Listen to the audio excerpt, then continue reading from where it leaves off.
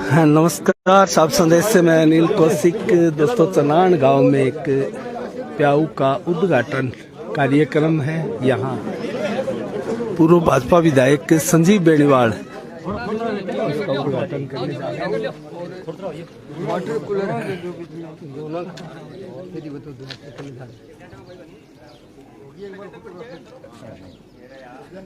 हाँ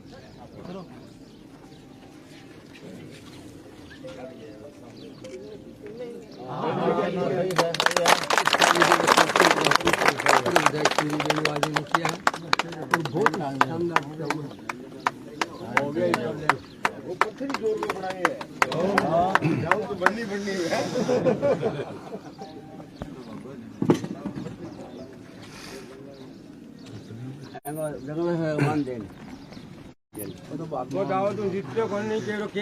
स्वर्गीय दूत सिंह पुत्र स्वर्गीय श्री मूणाराम जेवलिया की याद में उनकी धर्मपत्नी श्रीमती लक्ष्मा देवी के उनके पुत्रों द्वारा 17 फरवरी को इसका लोकार्पण करवाया गया है।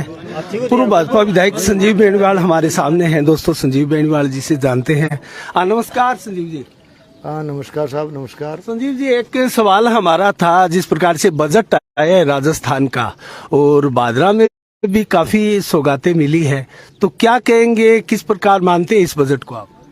वैसे तो आज प्याऊ का लोकार्पण करने आए हैं और सवाल तो समाज सेवी जैसे भागचंद जी, इनका परिवार खड़ा है, समाज सेवी के तौर पे इन्होंने प्याऊ का निर्माण किया है भागचंद जी के पिताजी की स्मृति में।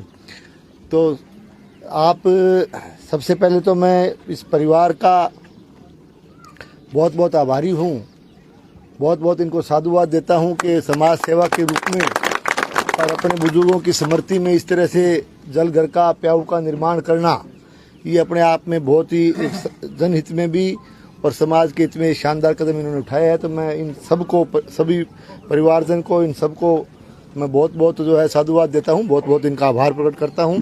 और इस मौके पर विषय से हट करके आप सवाल पूछ रहे हो बजट के बारे में, तो निश्चित रूप से सरकार का जो समय है, काम करने का जो समय था, लगभग आप देख रहे हो वो समय तो इन्होंने आपस की लड़ाई में इनका निकल गया। और अब जो बजट पेश किया गया है, ये लोक लुभावना बजट है और एक तरह से ये कम्प्लीटली मैं कहूँगा ये चुनावी बजट है। और लोक लुभावने बजट के अलावा इस बजट में कोई अलग से कोई बात नहीं है। तो इस लोक लुभावने बजट पे आप देख सकते हो कि काम करने का समय इन्होंने आपस की लड़ाई में पूरा का पूरा कांग्रेस जनों ने निकाल दिया, इनके नेताओं ने निकाल दिया। और अब एक तरह से लोक लुभावना बजट पेश करके और चुनावी बजट पेश करके एक तरह से ये जनता को भ्रमित करने का काम कर रहे हैं।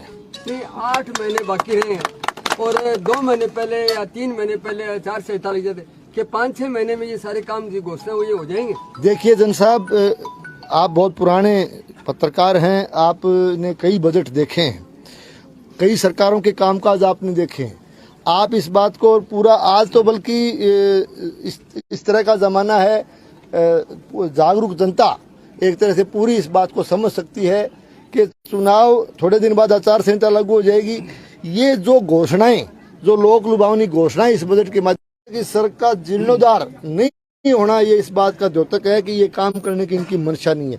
ये केवल घोषणाओं तक सीमित रहना चाहते हैं। नहीं, अब करीबन 8 महीने बाद में चुनाव होंगे और जैसा लगता है कि आप भावी विधायक हैं, तो हम ये जनता की ओर से पूछना चाहते हैं, लोगों की एक आस है कि आप विधायक बनने के बाद में इस रोड पे क्या गौर करोगे? देखिए, ये तो भविष्य के गर्भ में है। ये जनता जनार्दन जैसा फैसला लेके जनता जनार्दन 5 साल के लिए काम करने की ड्यूटी अपने किसी कार्यकर्ता की लगाती है। और ये ड्यूटी अब जनता जिस तरह से ड्यूटी, अभी तो कार्यकाल इनका चल रहा है, कांग्रेस की सरकार चल रही है। एक बार तो आप इनका काम देख लीजिए और आने वाले समय में मैं यही कह सकता हूं कि भारतीय जनता पार्टी की सरकार बनने जा रही है। भारतीय जनता पार्टी की सरकार बनने के बाद में जनहित के जो भी काम होंगे और इस राजस्थान प्रदेश के विकास के लिए जो काम होंगे उनको एक तरह से मजबूती के साथ हाथ में लिया। संजीव जी, आप उद्घाटन कार्यक्रम में आए, ऐसे सवाल नहीं पूछने चाहिए थे। एक अंतिम सवाल मेरा है, क्योंकि फसल बीमा क्लेम से जुड़ा हुआ है और जिस प्रकार से स्टेलाइट आधारित जो फसल बीमा क्लेम आया था और भाजपा ने भी 60 दिनों से अधिक का धरना प्रदर्शन किया था और उसमें किसानों के साथ बहुत बड़ा छल हुआ है, तो क्या एक बार फिर भाजपा कोई धरना प्रदर्शन करेगी? ऐसे कार्यक्रम की क्या कोई रूपरेखा है?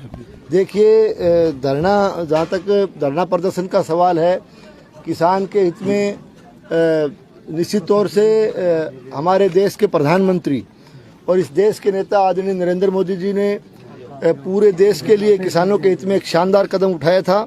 प्रधानमंत्री फसल बीमा योजना के रूप में एक शानदार योजना का आगाज करके पूरे देश भर के किसानों को एक सौगात दी थी। लेकिन निश्चित रूप से जो बाधाएं यहाँ पिछली कुछ फसलों को लेकर के जैसे धरने प्रदर्शन किए गए किसानों के द्वारा और अनेक संगठनों के द्वारा भी किए गए, निश्चित रूप से राजस्थान सरकार की जो मंशा है, ये सरकार किसान विरोधी सरकार है।